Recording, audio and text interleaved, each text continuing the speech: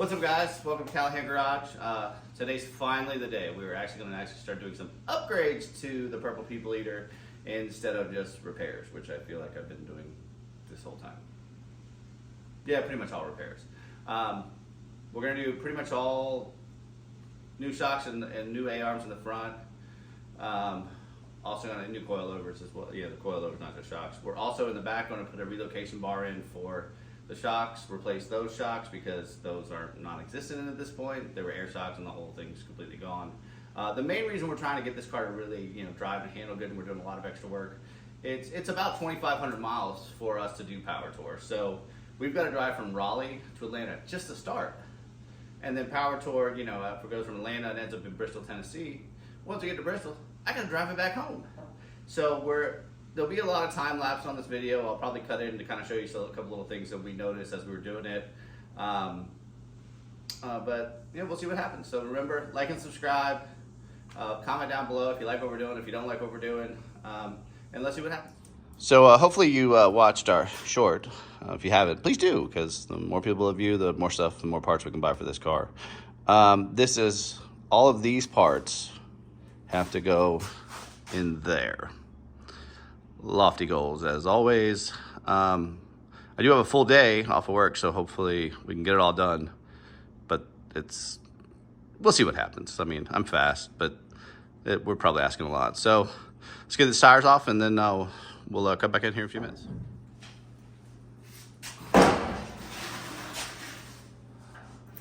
So back in the day before I worked at a shop, I'd always, when I jack up a car, I'd always put a tire underneath it. Because if I gotta go underneath it, it's kind of like, if it falls, and at least the tire will maybe get some room out. I'm a little fat now, but old habits die hard. Let me get you in here and show you one of the main reasons why we wanted to change this out to coilovers. So back when they put this big block in here, if you look real close, they had to shim the springs just to handle the weight of the big block. So the coilovers we got are 700 pound per coilover, so that should handle all the weight of the big block. But that's kind of an old school trick, and a lot of this car, if you see, is where they spent a ton of money on some things and they just kind of came short on others, and maybe we're gonna kind of get back to some stuff. I've tried to ask my Uncle Joe about it, but he's not that forthcoming with information sometimes. He just tells me, do more burnouts, keep going. So let's get this all pulled off, and then we'll go from there. So I thought I'd show you guys this tool real quick. It's just a ball joint separator, especially when you got old rusty ball joints. Set up beating the tar out of them, which I hit them a little bit right before I start just to try it. Keep the bolt on there, make sure there's a little gap, and then all you really have to do is just get this in there, tighten it up, and they pop right out. I think it's like a $30 tool. I've had this one for 15 years. So that means it's probably 300 now, but it's not a name brand or anything. So it's kind of hard to film this when we're actually doing it. But basically get that sucker slide in there, put some pressure on it. I tried with the sledge first to see if it would pop, but they've been on there so long it was so difficult. But this thing is amazing. So I was able to pop it out. Now we'll just slide the whole thing off. All right, so we took the whole spindle off. We'll go ahead and put that to the side. Now we're just gonna get the upper control arms off. Well, the upper control arm, lower control arm, shock, and that spring, and trying to kill ourselves. So here's my latest problem. I've got all the bolts out. I can get the back nuts to hit up. I've tried the biggest sledge possible. I've tried heat. That thing just does not want to budge. I mean, it's been on there for, I don't do math, but 60, 70 years. So I think what we're gonna have to do is just we'll just cut that friggin' nut off right there, and we'll drill it through, and hopefully that'll knock it out. But holy crap, that thing does not want to come off. I'll update you in a few minutes.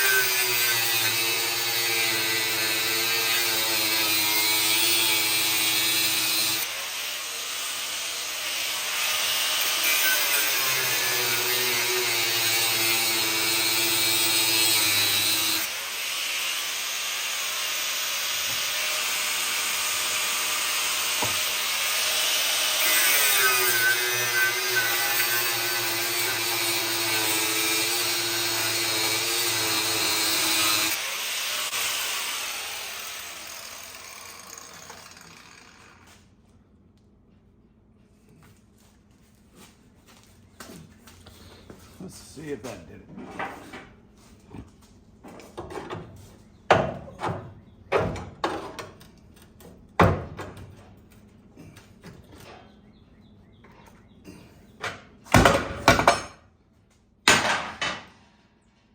Yeah. I would do my happy dance, but that took a long time. It was like an hour to get that off. I tried everything. So I'm pretty sure the ones on the other side, I'm going to hit them once or twice and then I'm just gonna cut them. But now we've still got to get those bolts out. But that's just a lot of hammering and maybe drilling, but I think they'll come out now. So we'll check back in when you get the rest of this off. What's up, guys? So to tell the truth, it's actually a couple days later. Once I got that part to fall off, it cut the power cord to my extension cord that went to the grinder, which then popped the breaker, but actually shorted the outlet. Not a big deal, fixed it, it's fine, but that was also hooked into my lift. So I decided to just call it a day. Anyways, so we're back on the 57. I've got this side's got the control arms in, I've got the stuff in, need to get in. I had to order tie rod ends. Got the coilover in. They're not the super high-end ones. But they're not bad. I'm gonna go ahead and show you guys how to assemble one of these coilovers. Like I said, it's not the high-end ones. You know, remember, I'm funding all this myself, so could get what I can afford. They're really, the other side, oddly enough, to pull off the old control arm took literally 20 minutes. This one was just not having it for some reason. Let me get set up to kind of show you guys how to put the coilovers together, and then we'll film that. And hopefully by the end of this video, we're not gonna be able to take the car for a ride because I've sent the rims out to start getting cleaned up and painted. Well, at least 2 of them. Can't send out the other 2 until those come back because I only have 1 pump jack set up for this lift. Sorry, money's money. It costs a lot more money for an extra jack tray, so haven't got to that yet. But let me get set up, show you guys what I do to kind of put a coilover together. So we'll get back to you in just a second. All right, let me show you how I kind of put these shocks together. These aren't those super expensive ones. They're about $3.50 a piece. They don't have all the cool adjustable stuff. Couldn't afford QA ones. If they want to sponsor me, please. Or I'll gladly put QA ones on everything. But let me show you what I do real quick. So we'll get our cover on first because it's kind of hard to put on afterwards. I use a tad bit of thread lock, just a skosh, teeny bit, and then that's just because with these multi-use shocks, because they use these shocks in probably 25 different cars, it'll give it just enough to where I don't need heat to, I'm not gonna need heat to pull it apart, but it'll make sure they don't come loose on your suspension.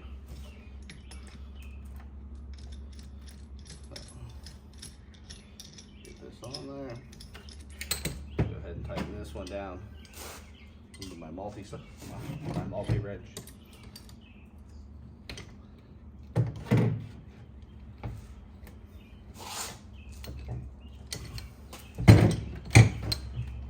Now the other thing too is you always want to set this to the lowest setting. Make sure it's not jammed all the way in, but set it to the lowest setting just because once you get the tires up on the car, you'll be able to put it together. A lot of the cheaper ones don't come with bearings, so I always buy bearings, and you gotta make sure you measure this so it's the right size. So it's just a 3-piece bearing. So you got your little pin bearings in there and slide it right on. This goes like this, and then boop, boop.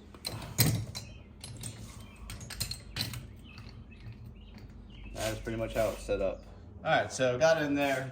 First thing I do, which I tried to film before, but apparently my camera wasn't on, is I drill out the holes and I actually use a hardened bolt, like a grade 8 bolt or whatever, because these aren't the top quality A-arms, so it makes it a little bit easier to do it that way. Let's get it tightened up, and then get this thing installed.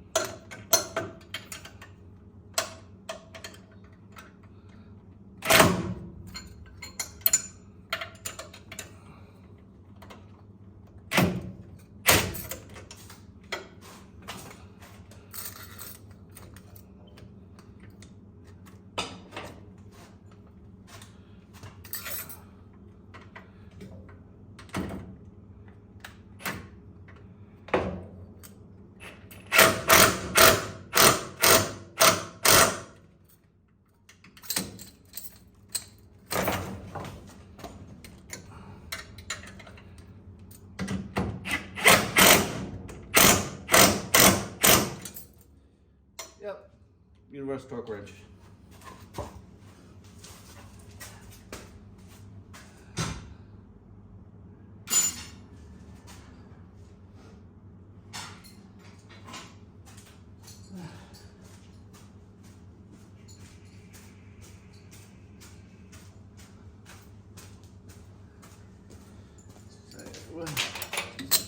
We're gonna have to jack this up just a little bit more.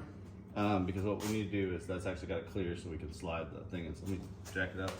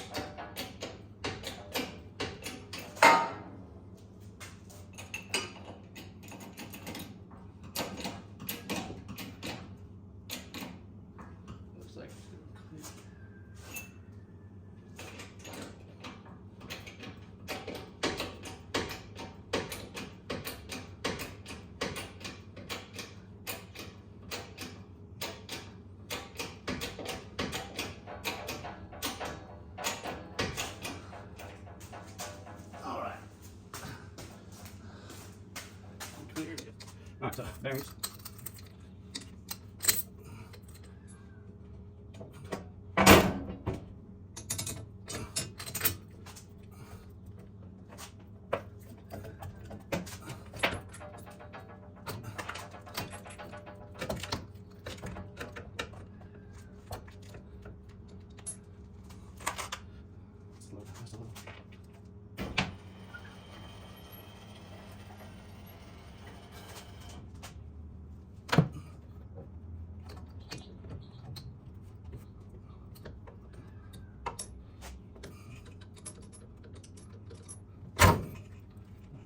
Got a little catch of that.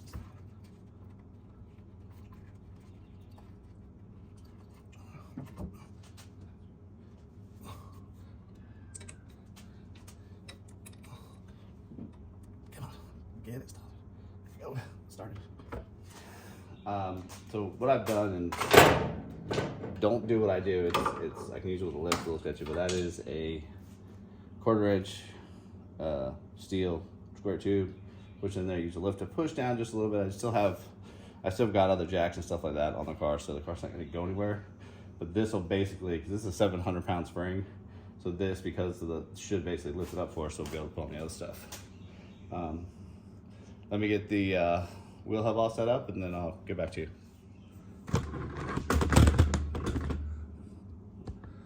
All right, so you got the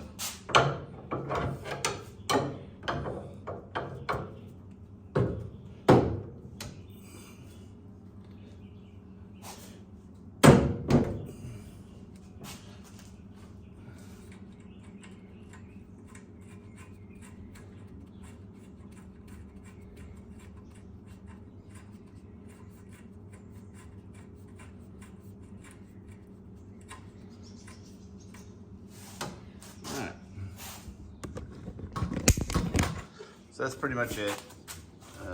No, I didn't paint the thing, but kind of running on time. Power tour's like a couple weeks away. But basically, I can't even know like a wussy bar. That has to be like, I mean, that's really thick stuff. Came off a cell phone tower. Like it's, yeah, that could hold the weight of this car. Because these 700-pound springs are a mother effer. So let's go like this. What we're gonna do is I'll go ahead and get all these tightened down and get them all done. Next we're gonna do the rear shocks, and I think that'll be all for today because we're waiting on parts, waiting on some other stuff. So we'll be back to you in a little bit. All right, well, everything is installed back to, I guess, normal, but upgraded. Either way, I was gonna film doing the brace bar in the back, but I just haven't had time today. Kids got soccer tonight. So I'm probably gonna end the video here. Remember to like and subscribe. Gotta bleed the brakes again. And, you know, comment down below if you like what we're doing, if you want to see something, us do something different. You know, thank you so much for watching. I'll get you another video here in a couple days.